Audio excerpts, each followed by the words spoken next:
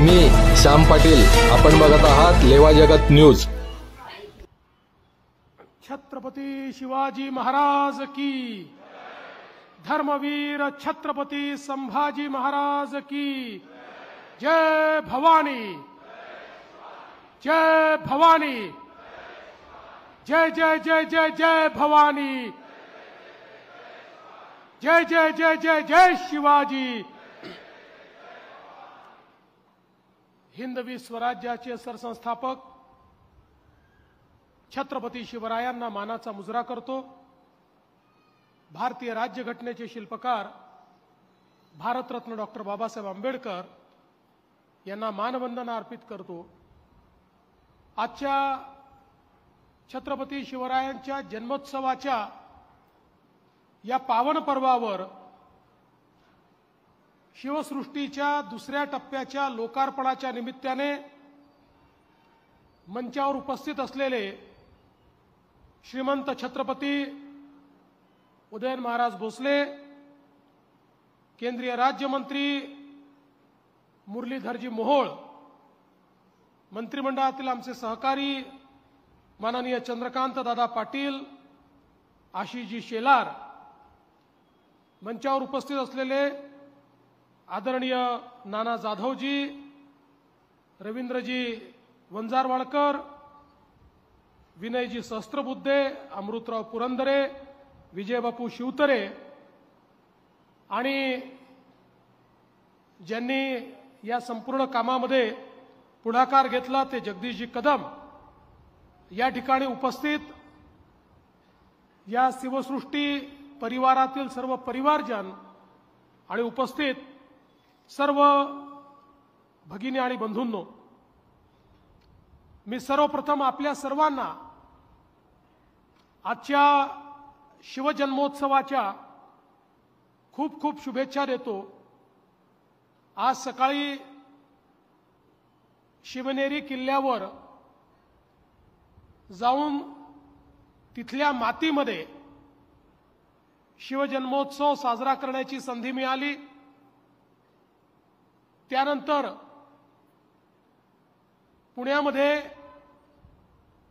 हजारो विद्यार्थ्यांच्या समवेत जय शिवाजी जय भारत अशा प्रकारची विकसित भारताची पदयात्रा,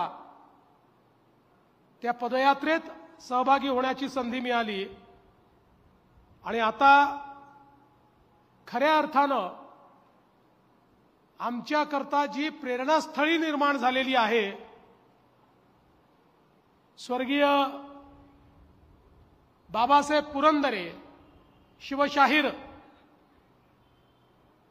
यांच्या संकल्पनेतून साकार झालेली शिवसृष्टी याच्या दुसऱ्या टप्प्याच्या लोकार्पणाची संधी मिळाली। आणि संध्याकाळी इथनं आग्र्याला चाललो। आग्र्याच्या किल्ल्यामध्ये ज्या ठिकाणी महाराजांना बंदिस्त करण्याचा मूर्खासारखा प्रयत्न हा त्या काळात औरंगजेबाने केला होता, त्या ठिकाणी चौथा कार्यक्रम आहे। मला असं वाटतं की आजचा दिवस हा माझ्याकरता अत्यंत धन्य अशा प्रकारचा दिवस आहे।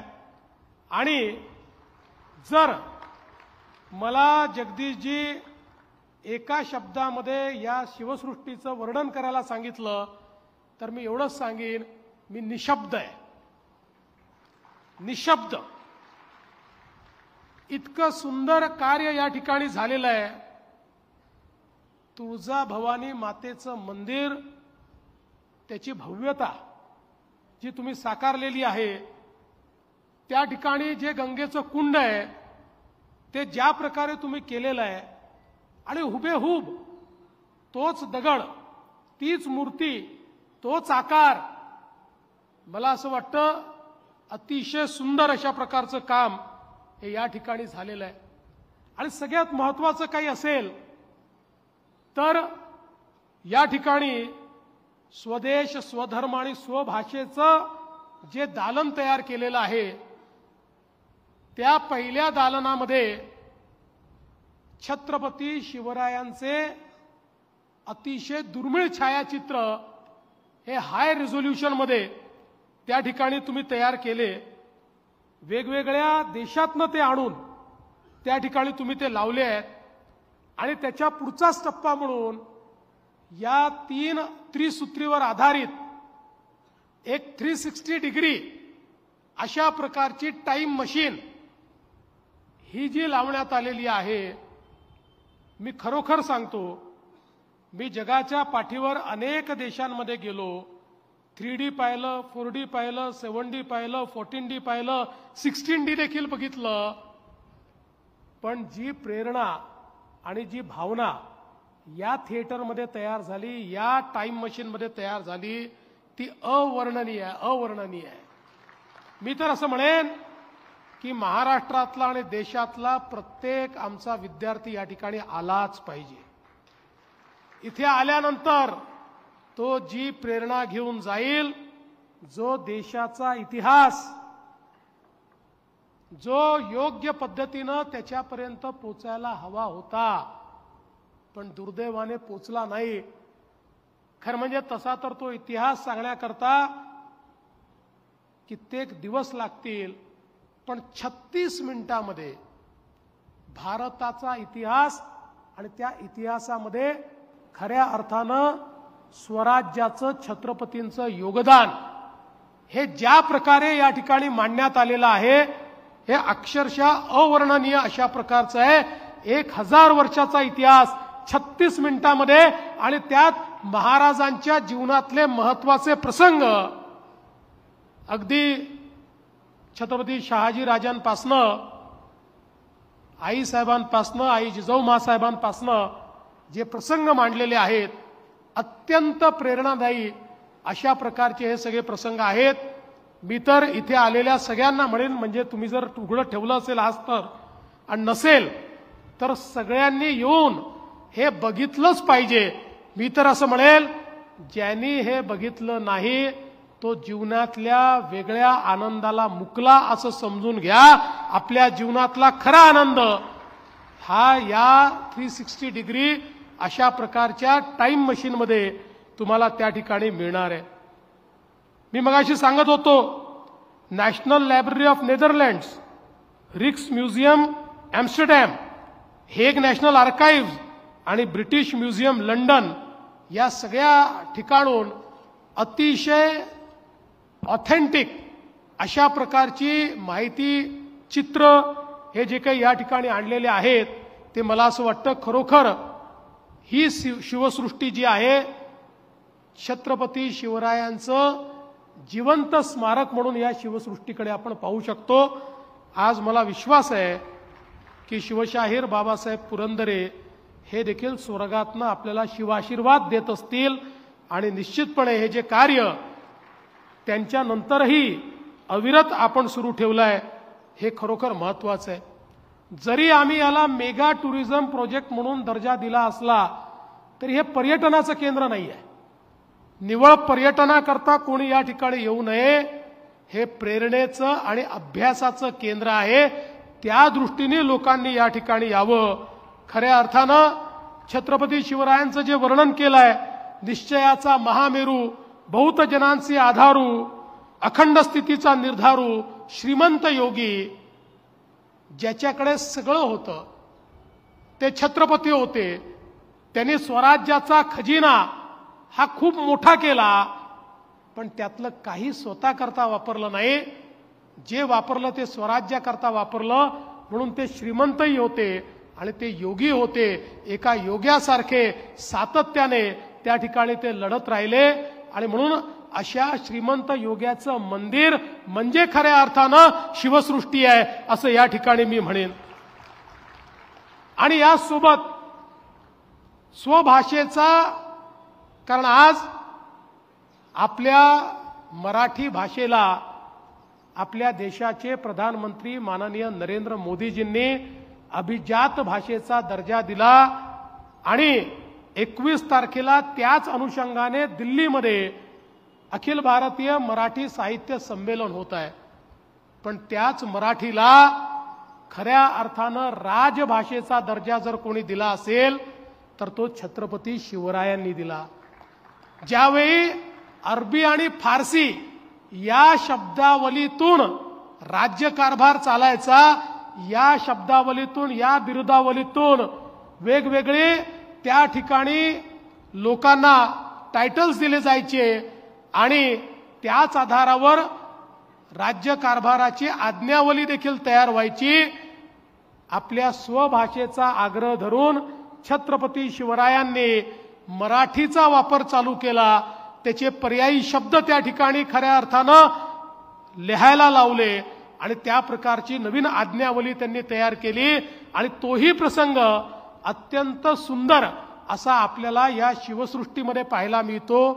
मला असं वाटतं की हे जे सगळ्या गोष्टी आहेत, छत्रपती शिवराय हे एक लढवय्ये तर होतेच, एक जगातले उत्तम योद्धे, ज्याला आपण त्या ठिकाणी स्ट्रॅटेजिस्ट म्हणतो, अशा प्रकारचे योद्धे तर ते होतेच, पण त्याही पेक्षा ते उत्तम प्रशासक होते.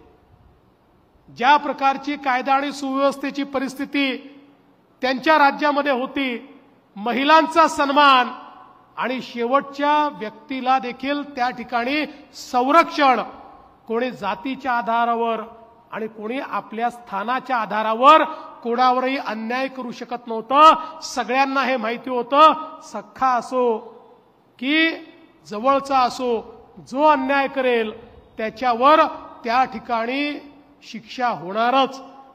ही जी काही कायदा आणि सुव्यवस्थेची स्थिती त्यांनी तयार केली आणि त्याचसोबत आपल्याला कल्पना आहे, देशामध्ये सर्वोत्तम अशा प्रकारचं स्थापत्यशास्त्र हे छत्रपती शिवरायांच्या किल्ल्यामध्ये आपल्याला पाहायला मिळतं.